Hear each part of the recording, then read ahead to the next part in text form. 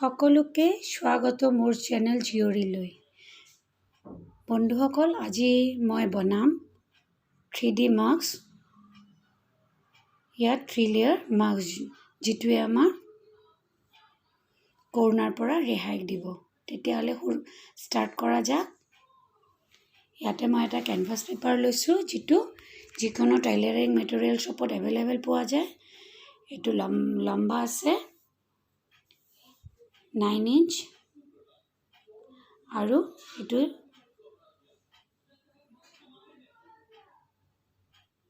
7.5 inch. 9 inch বাই 7.5 inch. এইটোক আমি 4 ফল্ডত fold কৰি ল'ম।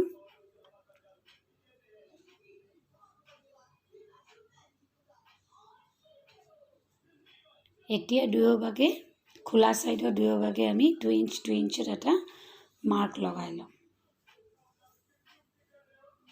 ইয়াৰ পৰা দুটা পইণ্টক মিলাই এটা ষ্ট্ৰেইট লাইন ড্ৰ কৰি ল'ম।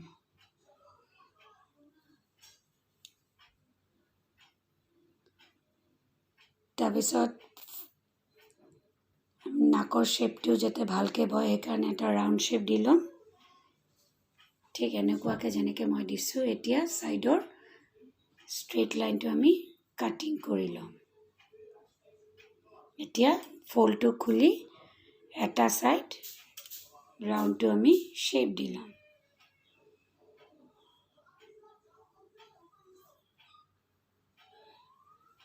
দেখাত এনেকুৱা হ'ব কেনভাছ পেপাৰটো। এইটোক আমি এতিয়া কাপোৰত পেষ্টিং কৰিম। কাপোৰটো অলপ 1 ইঞ্চ দুয়োভাগে 1 ইঞ্চ এক্সট্ৰা ল'ব লাগিব। দুটা কাপোৰে এটা হ'ব মেইন ফেব্ৰিক আৰু এটা হ'ব লাইনিং ফেব্ৰিক। আপোনালোকে ইচ্ছা কৰিলে দুটাই একে ফেব্ৰিক ইউজ কৰিব পাৰে। মই ইয়াতে এটা প্ৰিণ্টেড কাপোৰ ইউজ কৰিছোঁ আৰু এটা প্লেইন কাপোৰ ইউজ কৰিছোঁ। এতিয়া যিটো ইনাৰ পাৰ্ট হ'ব, ভিতৰৰ কাপোৰ হ'ব, এইটো কেনভাছ পেপাৰটো পেষ্টিং কৰি আপোনালোকে ইচ্ছা কৰিলে চিলাইও কৰি ল'ব পাৰে। মই ইয়াতে পেষ্টিং কৰি লৈছোঁ, কিয়নো কেনভাছ পেপাৰটো পেষ্টিং পেপাৰ হয়। এতিয়া সেইটোৰ চিধা চাইডে মিলাই কাপোৰটো ভালকৈ প্ৰেছ কৰি ল'ম।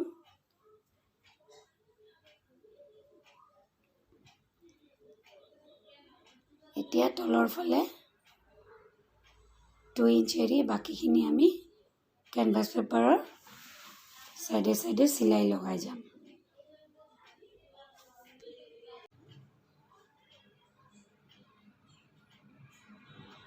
এতিয়া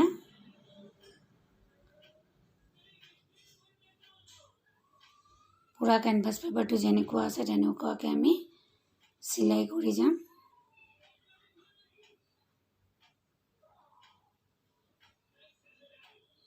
তলৰ 2 ইঞ্চটো এৰিছোঁ এইকাৰণে যাতে আমি কাপোৰটো চিধা কৰিব পাৰোঁ। এতিয়া এক্সট্ৰা কাপোৰখিনি যিখিনি আছে সেইখিনি আমি কাটি পেলাই দিম।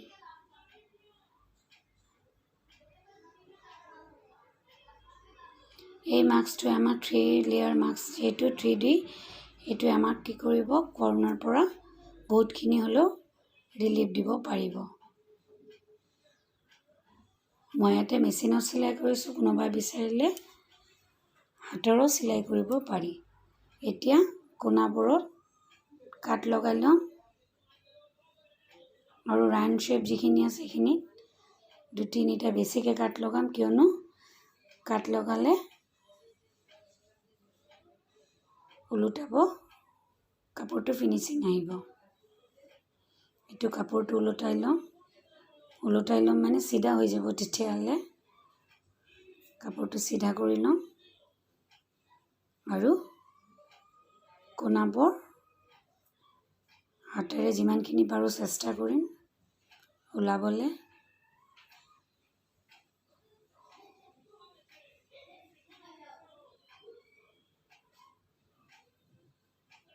যিখিনি ঠাই ওলোৱা নাই সেইখিনি আমি এটা বেজীৰ সহায়তেৰে পইণ্টবোৰ ওলাই ল'ম। পইণ্টেড নহ'লেও দেখাত ভাল নালাগিব, ফিনিচিং নাহিব।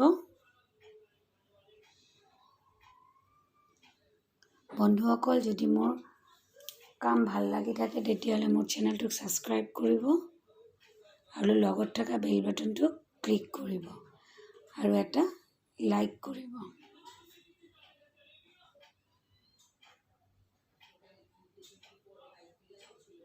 এতিয়া আমি আৰু এবাৰ এইটো প্ৰেছ কৰি ল'ম।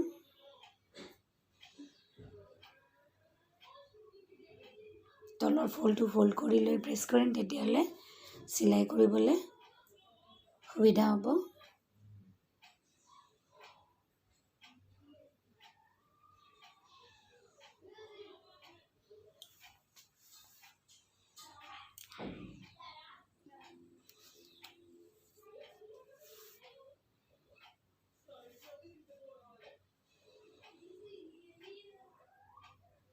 এতিয়া কোণাটো যিফালে 2 ইঞ্চ যিফালে কাটিছিলোঁ সেই চাৰিও কোণা আমি ভাঁজ কৰি ল'ম।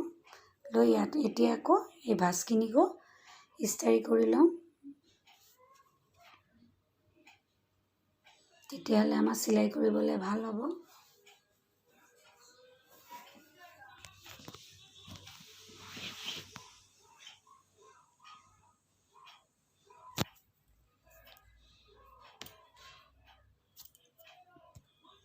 এতিয়া এটা চাৰিওভাগে এটা চাপ চিলাই দি ল'ম।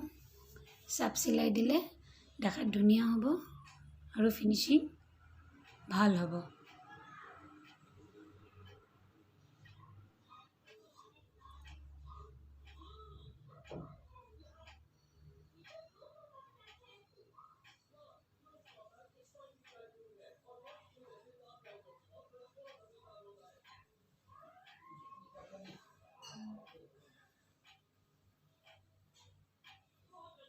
এতিয়া আমি ইলাষ্টিক ল'ম। মাস্কৰ কাৰণে আহে যিটো ইলাষ্টিক সেইটোৱে ল'ম। পাতলটো 6 ইঞ্চ বাই 6 ইঞ্চিটো 6 ইঞ্চ বাই 6 ইঞ্চৰ দুটা ষ্ট্ৰিপ কাটি ল'ম। এইটো বহাই এতিয়া এটা ছাইডত যিটো য'ত ফুল কৰিছিলোঁ তাতে এটা চাপ চিলাই দি দিম। দি ইলাষ্টিকটো ষ্টিচ কৰি ল'ম। ভালকৈ লক কৰিব লাগিব, নহ'লে খুলি যোৱাৰ চান্স থাকিব। ভালকৈ লক কৰি ল'ব। দুয়োভাগে আমি চিলাই কৰি ল'ম।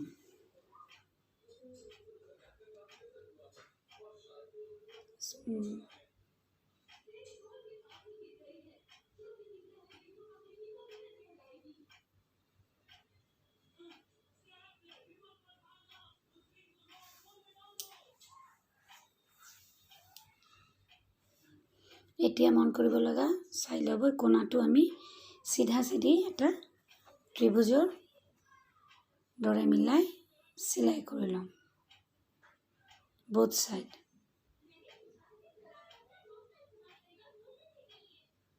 লক্ষ্য কৰিব চিলাইটো একদম পিৰামিডৰ দৰে হ'ব দেখাত, তিনিকোণীয়া।